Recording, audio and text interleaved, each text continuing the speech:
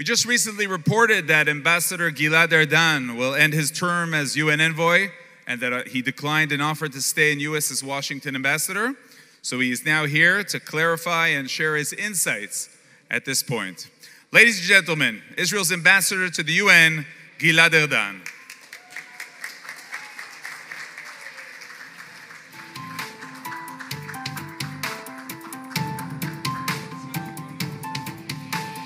Good afternoon. I'm so happy to be here with you. Thank you very much for joining. Thank you, Yoni. You came here from the parade. The parade, the march, was beginning. They changed the name even because it's different this year. You were there with the hostage families. You were there with bereaved families. Tell us about that. Well, it was even more moving than in any other year, because to march there with the bereaved families and the families of the hostages and to see thousands and thousands of people cheering in support of Israel was extremely moving, and it's also, emboldened me to continue fighting for Israel and convey the clear message that we are not going to stop fighting until Hamas is eliminated. Until Hamas is eliminated. Because you were there with bereaved families, right? Bereaved families who came with that message. That was very unique. Yeah, they marched with me, people who sacrificed their loved ones, and they tell the truth. They say we did not lost our dear ones in order to stop this war and keep Hamas in power. So we will continue to fight for the release of the hostages, but also to make sure that Hamas will be eliminated, as I said. So we all heard the big news that you're concluding your term as UN ambassador. What drove you to make that decision, and what are the plans for the future? Honestly, I miss Israel. For someone like me who was involved for the last 28 years in almost everything that happened in Israel from within, to stay outside of Israel for 4 years, it's a long time. So I miss Israel. I felt that this is the time for me to return home and to be with the people of Israel during our difficult time. So that's why I made this choice.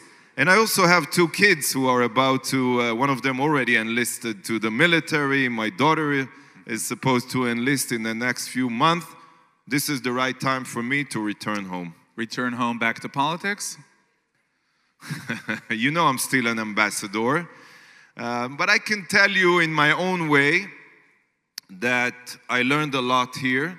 And I plan to utilize my skills and my experience to have the maximum impact, positive impact on the future of Israel, but I will do it when the time is right. As children, they taught us that shmum, UN is nothing, they all hate us.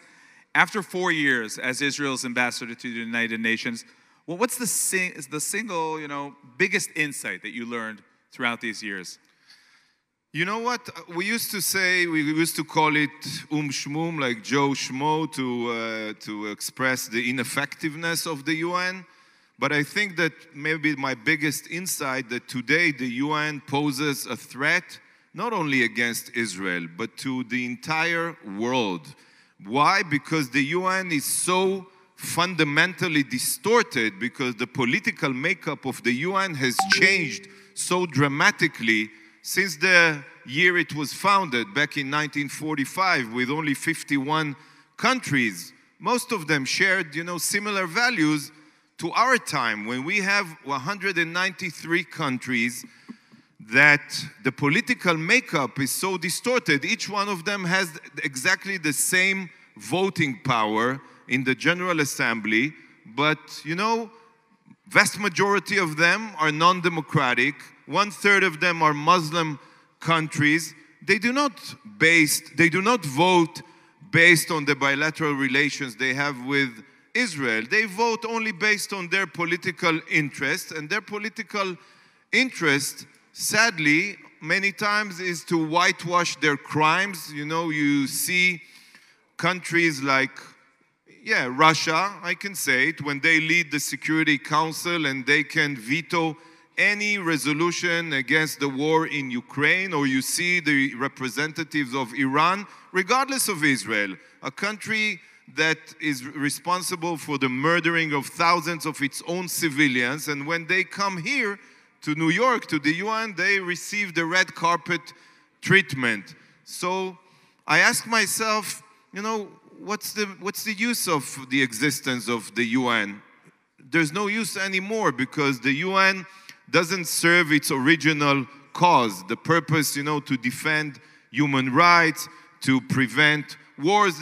It cannot prevent wars. See what's happening in Ukraine, in Sudan, in Nigeria. Look what happened in Syria. Ignore Israel for a second. The UN today is destructive, is a threat to the entire world. So maybe it's a lost cause. Why was it important for you to do what you did, and whoever will come instead of you as well? Well, it's also a very good question, because sometimes I wake up and I ask myself, do we really need to be there? Do we really have to continue and stay as a member of the UN? But then I remember that I'm not there only, for the kavod, the honor. I'm there to fight for the truth, to expose the lies. We still have there many allies. Some of them marched with me an hour ago.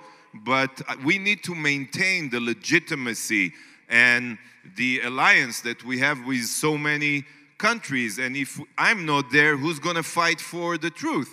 So it's still important. But instead of leaving the UN, which many people are suggesting, maybe we should think of start convincing world leaders to defund the UN. Because, as I said, if we convince the president of the United States, Argentina, the Netherlands, Italy, Sweden, some countries that now have, leadership that might be able to listen to what we tell them, and they decide to defund the UN, and unless it goes through fundamental reforms, and if not, the Western world, like the late John McCain suggested in the past, we should create and establish our own club, what we call the League of Democracies. Because when you see dictators and rogue states whitewashing their crimes by exploiting the UN systems and getting elected to sit on the Security Council, on the Human Rights Council, who are the justices, the judges that sits in the International Court of Justice and tell us if we commit genocide or not?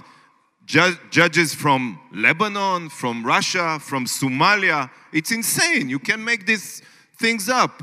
So we have to campaign to erode the credibility and the legitimacy of the UN, and try to convince world leaders to establish a new international organization with only democracies, and whoever wants to join will have to play by our rules. So the next ambassador will have lots of work, and you'll continue in this field, I believe. Ambassador Gilad Erdan, thank you very much for joining us, and good luck. And thank you. We hope to see you back in Israel soon. Thank you to Besheva, to Dudu, and have a successful and fruitful conference like in every year. Thank you.